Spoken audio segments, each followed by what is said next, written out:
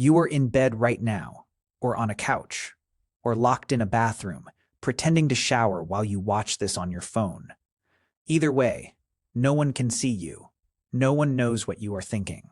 No one knows what you just searched. No one knows you ate cereal for dinner standing over the sink like the world ended and you just accepted it. That feels normal. Now take all of that away. The room, the door, the wall, the phone. You are in a prehistoric camp. The fire is in the middle. People are not somewhere on your feed. They are right next to you, close enough to smell. Eating, arguing, nursing babies, sharpening tools, listening. Someone saw where you slept. Someone watched what you ate. And someone can tell you are annoyed before you can, because your face has been doing that thing all morning. So here is the question. Did ancient humans have a private life? The answer is not no. It is much stranger than no. Start with the most basic thing. Space. For most of human history, people did not live in houses. They lived in small mobile groups. A few dozen people, sleeping near each other, cooking in the open, moving camp when the food moved. No hallways, no separate bedrooms, no door you could close and say, "I just need some space." Now, a quick important note. Modern hunter-gatherer societies are not museum exhibits of the past. They are living people with their own histories, colonial pressures, trade networks, and modern realities. You cannot point at one group today and say, that is exactly how everyone lived 50,000 years ago. But ethnography gives us patterns, and the pattern is uncomfortable. Daily life happened out loud. Cooking, toolmaking, childcare, arguments, all visible. Sickness was obvious, and romance was almost certainly more visible than anyone involved would have preferred. But here is the part that might unsettle you. Sleep. The thing you now guard like a personal religion was not personal at all. Think about your bed for a second. The way you have arranged the pillows. That one blanket you refuse to share. The weird diagonal position your body insists on by 3 a.m., even though a perfectly good other half of the mattress exists.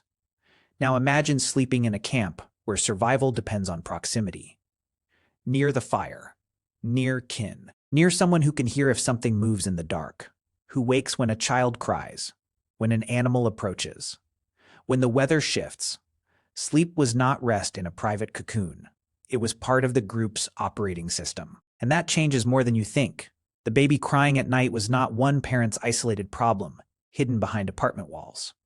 Human babies are spectacularly demanding, and humans appear to be deeply shaped by cooperative care. Mothers mattered, obviously, but so did fathers, grandmothers, older siblings, aunts, cousins, and unrelated group members who helped carry, feed, comfort, and protect children. We were not built around the fantasy of one exhausted adult doing everything alone while maintaining an inbox and a skincare routine.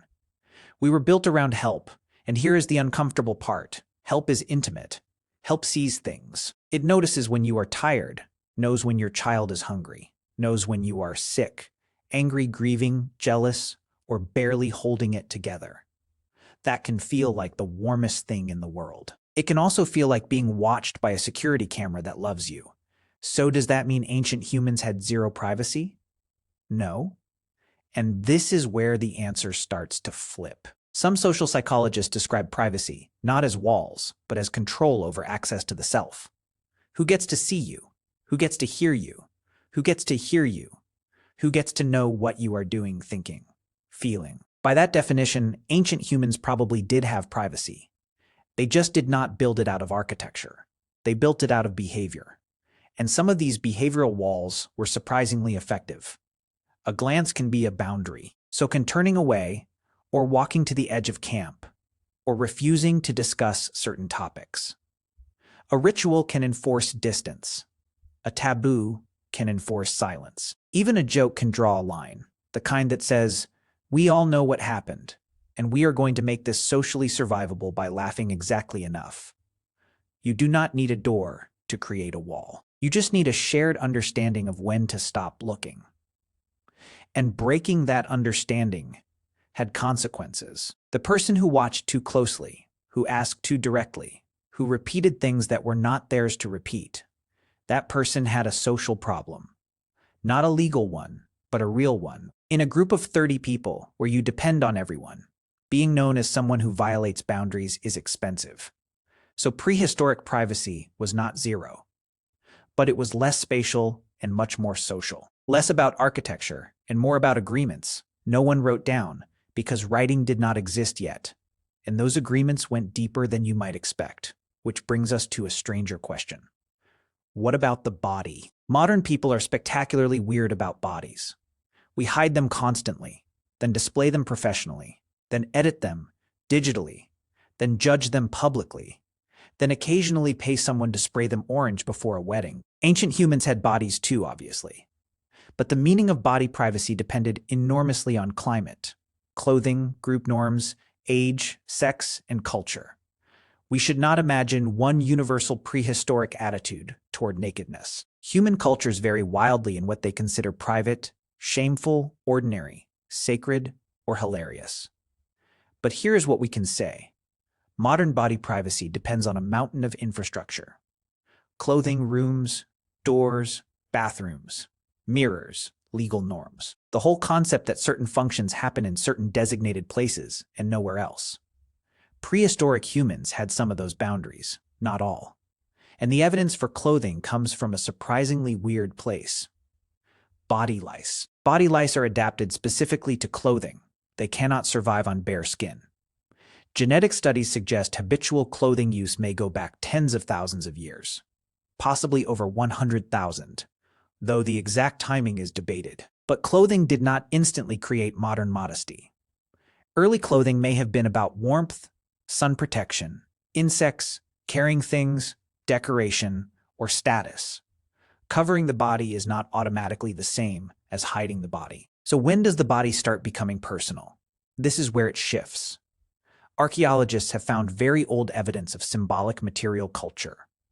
Ochre, engraved objects, shell beads, pigments, ornaments. At Blombos Cave in South Africa, researchers found engraved ochre and shell beads from Middle Stone Age layers, tens of thousands of years old. Some beads appear to have been pierced, strung, and patterned in ways that suggest deliberate personal ornamentation.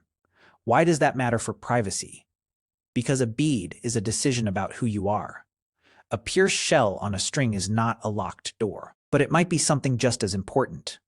It says, this body can carry meaning, can be marked, recognized, read without a word being spoken. Maybe the meaning was status or group affiliation. Maybe it was beauty, memory, or something we will never fully recover. We have to be careful not to overinterpret.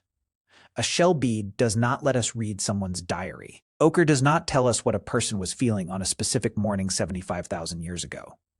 But here is what we can say with some confidence.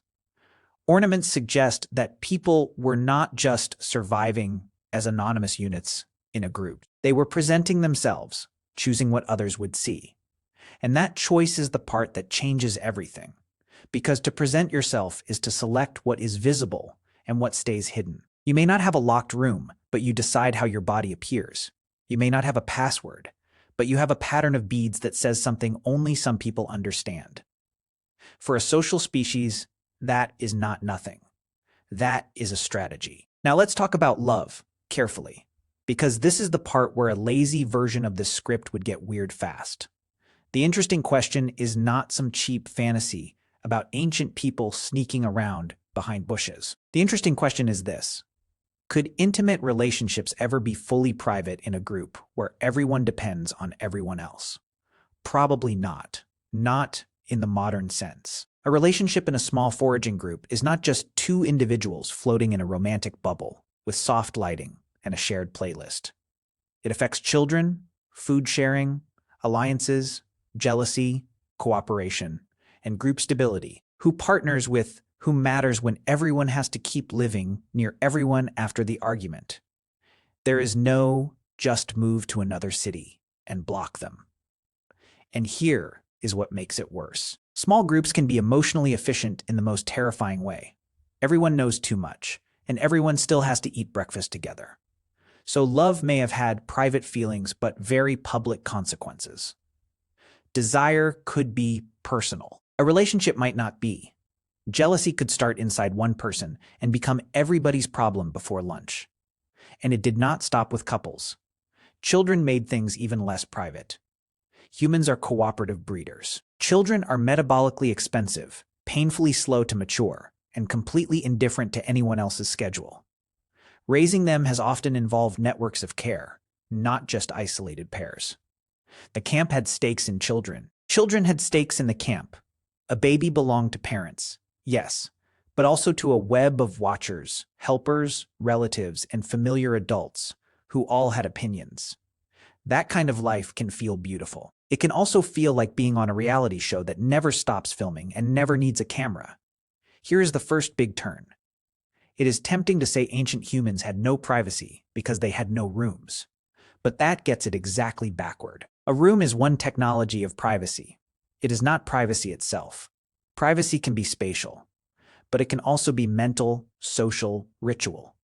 It can be built from rules about who may ask, who may look, who may speak, who may enter, who may know. Think about secrets. You do not need writing to have secrets. You do not need a locked phone to keep something unspoken. A person in a prehistoric camp could carry a private grief, a private attraction, a fear or a plan or a hope so small and specific that no artifact could ever preserve it. And this is the part archaeology cannot reach. Stone survives. Bone sometimes survives. Shell survives. Fireplaces can survive. What does not survive is someone deciding not to say something. A child wanting to be alone after being scolded. An old person remembering someone dead and choosing not to mention them. A teenager staring into the fire, imagining a life slightly different from the one everyone expects. The inner life of a prehistoric human is the ultimate dark matter. We know it was there. We can see its effects. We can see its effects. We cannot measure it directly. That is the fundamental problem with this question. The most private parts of ancient life are exactly the parts least likely to fossilize. So we look for shadows instead. Personal ornaments are one shadow. Burials are another, and burials might be the most revealing. Not every ancient burial proves a modern concept of individual identity, but deliberate burial, grave goods, body positioning, pigments, and repeated mortuary practices show that people were not treated as interchangeable biological units. They had social identities. They were remembered. We should not read too much into any single artifact. An object placed beside a skeleton is not a memoir. But across human prehistory, the growing evidence of symbolic behavior tells us something crucial. People were making meaning, and meaning is where privacy begins to grow roots. Because if you can make meaning, you can keep meaning to yourself. Now here is the second turn. The one that might change how you think about your own bedroom. Ancient humans probably did not feel the absence of modern privacy the way you would. That sounds obvious, but sit with it for a second, because it actually undermines most of what you have been assuming. If you grew up with your own bedroom, then sleeping beside 10 people feels intrusive. But if you grew up in a world where sleeping near 10 people meant safety, warmth, familiar breathing, and normal life, then sleeping alone might feel terrifying. Privacy is not a universal appetite measured in square meters. It is shaped by expectation. Modern people treat solitude as medicine. I need time to recharge. And that can be real. People vary. Crowding can be stressful. Constant observation can be miserable. But here is the flip side. Modern loneliness is also real. We created more private space than almost any humans before us, and then somehow ended up whispering into search bars at 2 a.m.